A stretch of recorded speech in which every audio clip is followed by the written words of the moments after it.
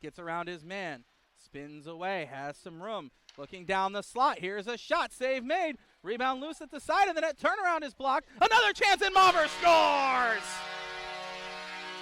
Canisius couldn't find it. The Yellow Jackets kept knocking it around, and Luka Mauver makes it 1-0, 3:30 into the game. Yellow Jackets trying to tie the puck up on the faceoff. They do, and they get it to Fladeby as a result. And in front, score! Fladeby!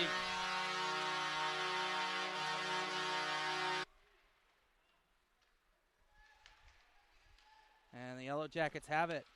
Walking in, Yaks lays it off. Shot, score! Fladeby!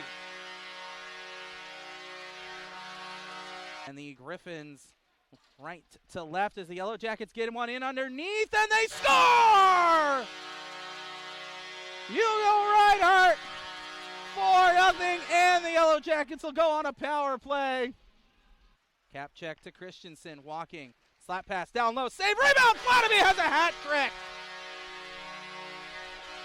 18:06 to go, Toby times 3. That Urbani was able to stop. Cole on the rebound. Justin Cole using the big body into the slot. Shot, score! Jared Pike. He was fumbling and it ended up hopping the stick of the defender, and Pike has made it 6-0. Yeah, obviously happy with the result. Game's a little bit of an outlier. I don't think it was indicative of a 6-0 game. I thought Zack Skog made some pretty good saves early, kind of until we get our feet underneath us, and then we were able to capitalize a little bit on a power play. We were able to get off to some good starts to the periods, which has been an emphasis of ours. Just we need to get off to better starts, and I thought we checked that box and really just got back to playing to our identity, second and third effort, hard on pucks and defending really hard. And I think a good indication of our team and of who we are is we're out there inside of a minute in a game that the result for the most part is contested for, and Luka Mauver out there blocked 2 or 3 shots in the last shift. Hugo Reinhardt trying to win a face-off there, but inside of 20 seconds. And the nice thing is when guys are playing for each other and not with each other, there's a big difference. And really happy with what we did tonight. Yeah, I think we've come out. We're a way different team today than we were last Tuesday. We were ready to go, and that paid off. Yeah, I think after a bad loss there against Secret Heart, guys really had to step up in this game, and that showed what we can do when we really work hard and for each other. Yeah, I wouldn't expect anything less from this group. They care about AIC hockey, they care about each other, and I think we saw the results of that. I know they weren't happy with Tuesday. We weren't happy with Tuesday. And the one thing this group has been able to do is when pushed upon, they've been able to push back. My concern is, though, on the other side of it is when we've had an opportunity to take our foot off the gas, we've done that as well. And that Canisius program, they've got a lot of really good young players, and they're well coached, and there's a lot of pride over there as well. And I can tell you what tomorrow is going to look like, and we better be ready for it. I mean, we talked about before the game that we have to be predictable for each other. For sure, we managed the game, and we showed that we were not happy about Tuesday's game, and it really resembles our team right now. That we're a winning team, and we want to be up there in the standings. So it's just a great team effort tonight or today. No ifs, ands, or buts about it. I know Trevor's a good friend of mine, and I know him all too well, and he's a great coach. And they are going to we'll have to be ready to play a college hockey game tomorrow for sure. Know that they're not happy with the result tonight, and obviously they're not in top of the standings right now, but it doesn't matter. This league is so tough, and we're going to get their best punch tomorrow.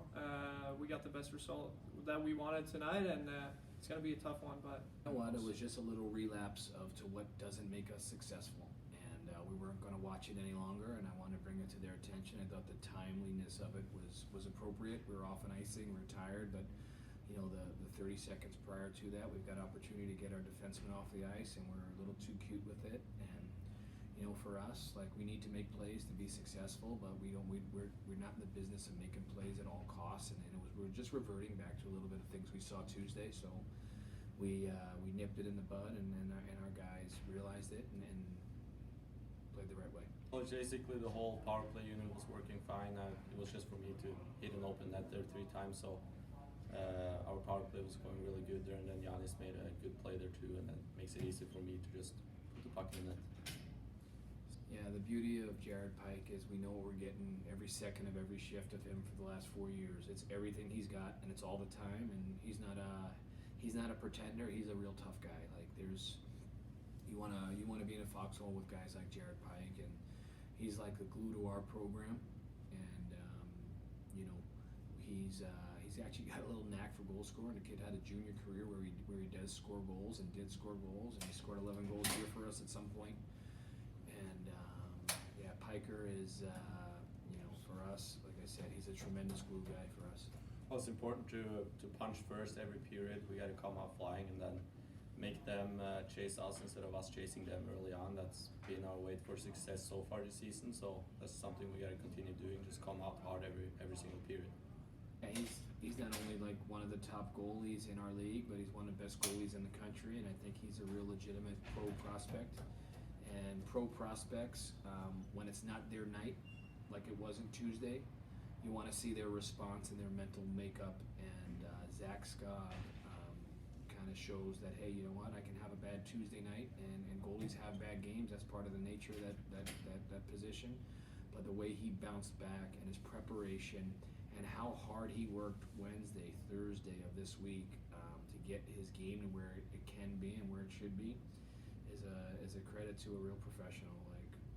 There's no surprises here, or with his teammates, or with any of us. It means everything. I mean, coming back, had a tough one Tuesday night, but I was ready to bounce back. And I mean, the guys are doing an incredible job in front of the net, boxing guys out and letting me see the puck. So that makes it a lot easier for me. So it was a great win.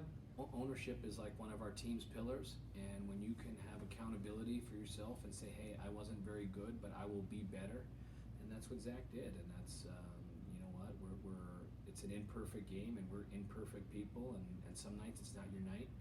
But if you're an excuse monster, and if you're a guy that says, hey, you know what, I wasn't great, but we weren't great, or you start providing excuses for yourself, you've got like one foot in the grave there, and Zach's that's not in his DNA. So you get what you deserve, and Zach was great tonight. Like that score is not a 6-0 hockey game. I'm sorry. Like we put some pucks in the net, and our power play was pretty good tonight. But they had 3 or 4 really high-end grade A's, and Zach was in good spots for us.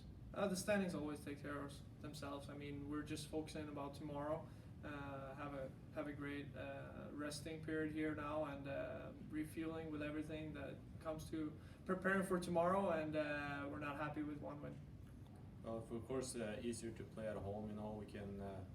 We can prepare right where we need to be, but at the end, it doesn't really matter if we're playing on our own ice or on away ice. We got to keep playing the same way no matter where we're playing. Yeah, I mean, it's obviously an advantage to be on our home ice. We love to play here. It's always been a strength of ours, and obviously we like to play the 1 o'clock games. It gets the guys going, so yeah, it's good.